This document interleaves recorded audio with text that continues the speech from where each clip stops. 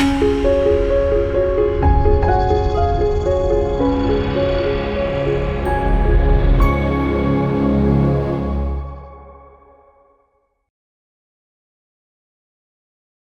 మాత్రం. నేను మీ journalist Navata. Welcome to R voice.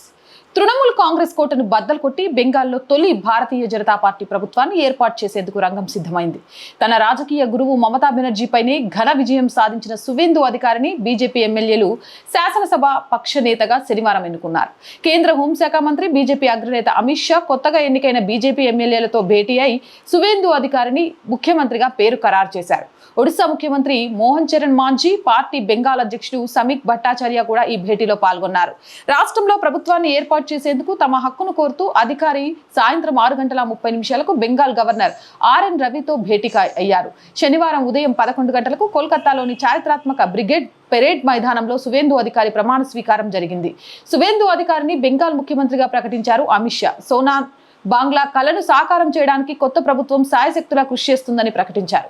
Trinamool Congress, వామపక్ష పార్టీలను ఓడించి తమకు అధికారం కట్టబెట్టిన బెంగాల్ ప్రజలకు ఆయన ధన్యవాదాలు తెలిపారు. అనేక హింసాత్మక బెదిరింపు ఘటనలు జరిగినప్పటికీ బెంగాల్ ఎన్నికలలో ప్రజలు బీజేపీపై విశ్వాసం ఉంచారని ఆయన గుర్తు చేశారు. బెంగాల్లో భారతీయ జనతా పార్టీ ప్రభుత్వం ఏర్పడిన తర్వాత చొరబాట్లు, గోవుల అక్రమ రవాణా అసాధ్యమవుతాయని అమిత్ షా స్పష్టం చేశారు. బీజేపీ కొత్త ప్రభుత్వంలో 2 ఉప ముఖ్యమంత్రులు ఉండబోతున్నట్లు తెలుస్తోంది. మహిళా నేత అగ్నిమిత్రా పాల్ కు ఒక ఉప ముఖ్యమంత్రి పదవి దక్కనున్నట్లు సమాచారం. ఉప ముఖ్యమంత్రిగా ఆమె ఎంపికైతే బెంగాల్ తొలి మహిళా ఉప ముఖ్యమంత్రిగా రికార్డు సృష్టిస్తారు. 2వ ఉప ముఖ్యమంత్రి పదవిని ఉత్తర బెంగాల్ కి కేటాయించే అవకాశం ఉంది. సిలిగిరి ఎమ్మెల్యే శంకర్ ఘోష్ పేరును ఎంపిక చేసినట్లు తెలుస్తోంది. అమిత్ షా ఇప్పటికే అగ్నిమిత్రపాల్, శంకర్ ఘోష్తో విడివిడిగా సమావేశమై చర్చలు జరిపారు. ఇక జ్యోతి బసు ప్రభుత్వంలో బుద్ధదేవ్ భట్టాచార్య తర్వాత మళ్లీ ఇన్నాళ్లకు బెంగాల్లో ఉప ముఖ్యమంత్రుల వ్యవస్థ రాబోతుంది. పశ్చిమ బెంగాల్లో 15 ఏళ్ల మమతా బెనర్జీ ప్రభుత్వాన్ని కూల్చడంలో సువేందు అధికారి కీలక పాత్ర పోషించారు. మమతా బెనర్జీకి అత్యంత సన్నిహితుల్లో ఒకరిగా ఎదిగిన సువేందు 6 ఏళ్ల కిందట అనూహ్యంగా తృణమూల్ని వీడారు.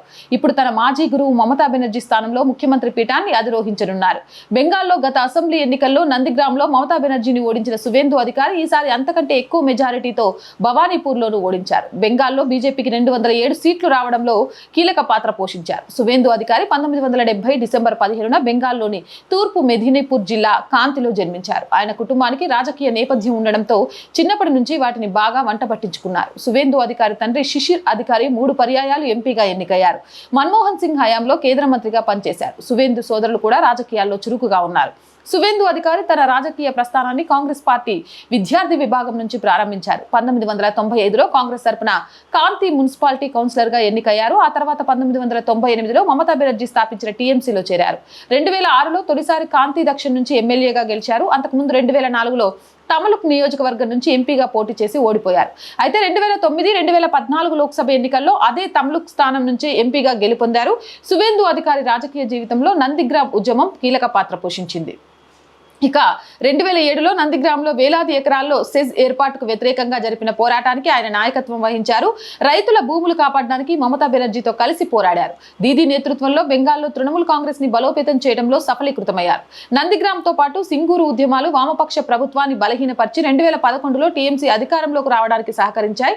మమతా బెనర్జీ ప్రభుత్వంలో రవాణా, నీటిపారుదల, పర్యావరణ శాఖలుగా మంత్రిగా సువేందు బాధ్యతలు నిర్వహించారు. మమతా బెనర్జీ ప్రధాన అనుచరుడుగా పార్టీలో 2వ శక్తివంతమైన నేతగా ఎదిగారు. కాలక్రమేణా మమతా బెనర్జీతో సువేందు అధికారికి విభేదాలు ఏర్పడ్డాయి. పార్టీలో అంతర్గత రాజకీయాలు, దీదీ మేనల్లుడు అభిషేక్ బెనర్జీ పెత్తనం పెరగడం వంటి కారణాలతో సువేందు అధికారి 2020లో టీఎంసీని వీడారు. అదే ఏడాది అమిత్ షా సమక్షంలో బీజేపీలో చేరారు. ఏదేమైనా ఈ రోజు పశ్చిమ బెంగాల్ ముఖ్యమంత్రిగా ప్రమాణ స్వీకారం చేశారు. మోదీ, అమిత్ షా వంటి మహానుభావులు ఈ ప్రమాణ స్వీకార కార్యక్రమానికి హాజరయ్యారు. ఇక మరొక యూపీ సీఎం, మరొక అస్సాం సీఎంగా సువేందు అధికారి కూడా పేరు తెచ్చుకోవాలని మనస్ఫూర్తిగా కోరుకుందాం. జై హింద్, జై భారత్. అండ్ రోజు చెప్తున్నానండి, R group of channels, R voice, R political, R Sanskriti 3 మన ఛానల్సే. So please subscribe our channels. And ప్రతి వీడియోను లైక్ చేయండి, కామెంట్ చేయండి, సబ్స్క్రైబ్ చేయండి. చాలా మంది ఉన్నారు చూసేవాళ్ళు, కానీ సబ్స్క్రిప్షన్స్ మాత్రం చాలా తక్కువగా ఉన్నాయి. సబ్స్క్రిప్షన్ చేయడం వల్ల మీకు ఒక్క పైసా ఖర్చు ఉండదు. So please subscribe our channel. అలాగే మళ్ళీ చెప్తున్నాను, మంత్ స్టార్టింగ్ శాలరీస్ కానీ, మెయింటెనెన్స్ కానివ్వండి, హౌస్ రెంట్ కానివ్వండి, అంటే ఆఫీస్ రెంట్ కానివ్వండి, చాలా ఇబ్బంది పడుతున్నా. మీరందరూ సహాయ సహకారాలు అందించడం వల్లే ఈ ఛానల్ నడుస్తుంది. మీరు లేకపోతే ఈ ఛానల్ లేదు. దయచేసి ఆర్థికంగా సపోర్ట్ చేయండి, చేస్తారు అని ఆశిస్తున్నాం.